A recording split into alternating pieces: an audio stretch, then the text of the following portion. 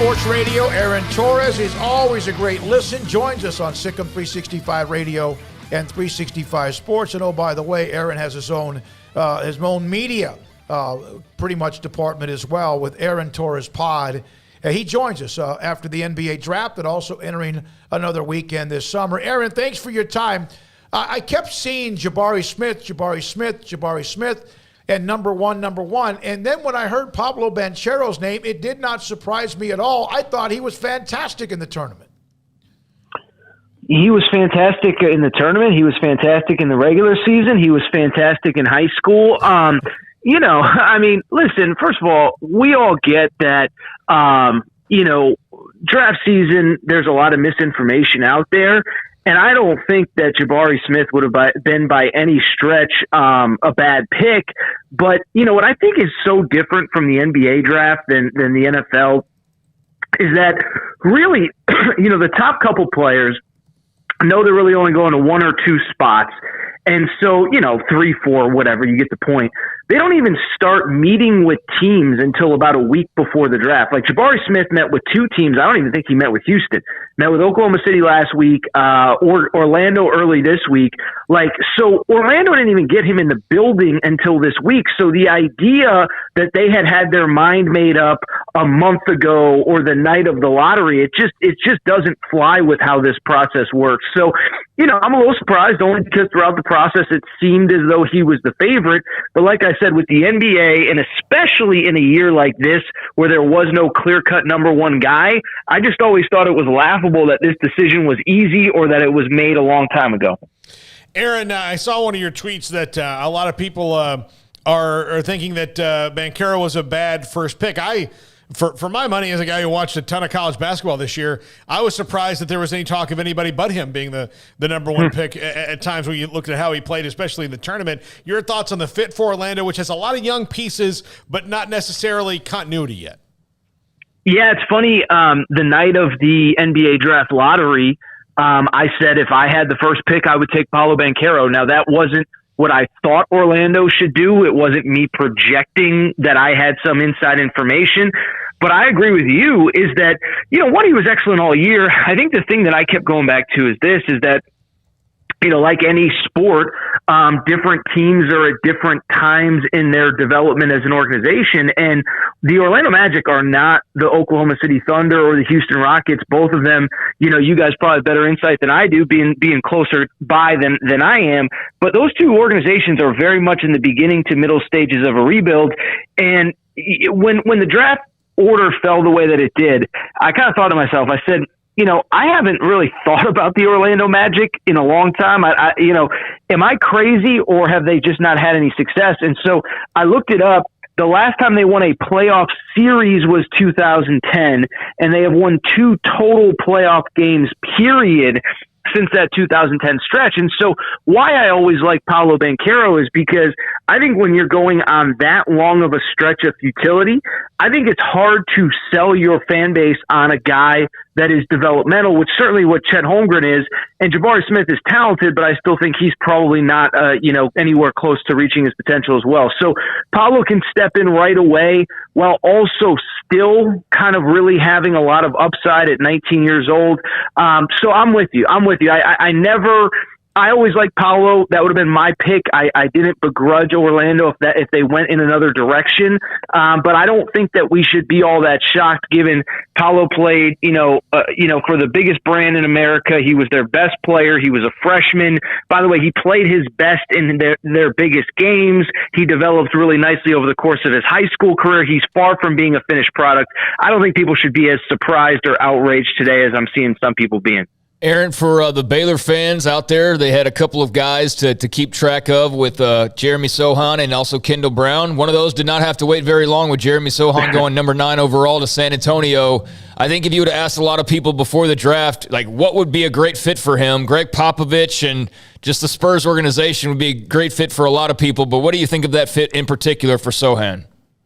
Yeah, I think it's a great fit. I agree with you and anybody that was saying that before the draft is Listen, we know what he's about, competes on both ends of the floor, a guy that isn't defined just by his offensive stats.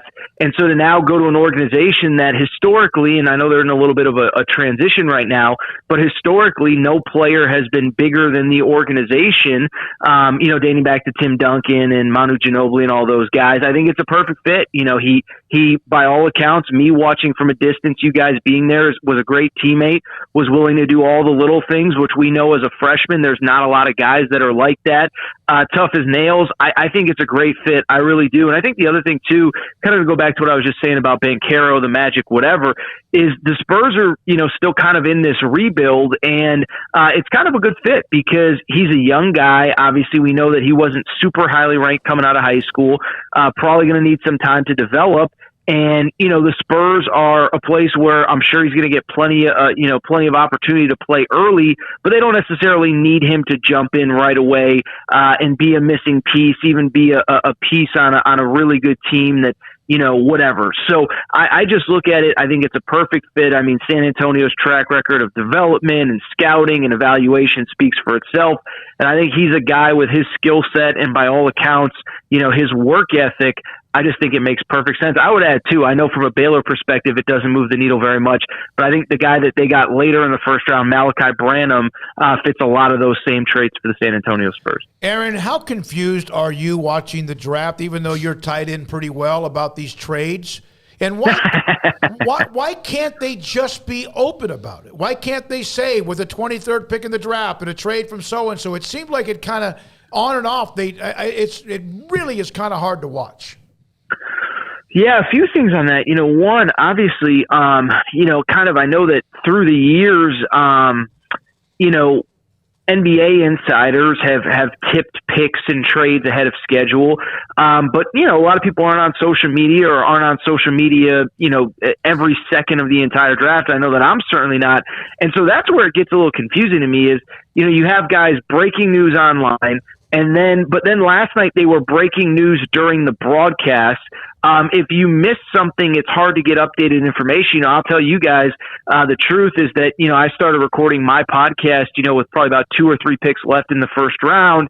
And even as I was recording, about a half an hour later, I had to go and make a few small edits because I said, X, Y, and Z got drafted by so-and-so, which they may have, but they ended up with a different team. And so, I do think it's a little confusing. And then again, ESPN's decision to report some stuff in real time, even before the commissioner announced it, but then some stuff they waited until when the commissioner announced it.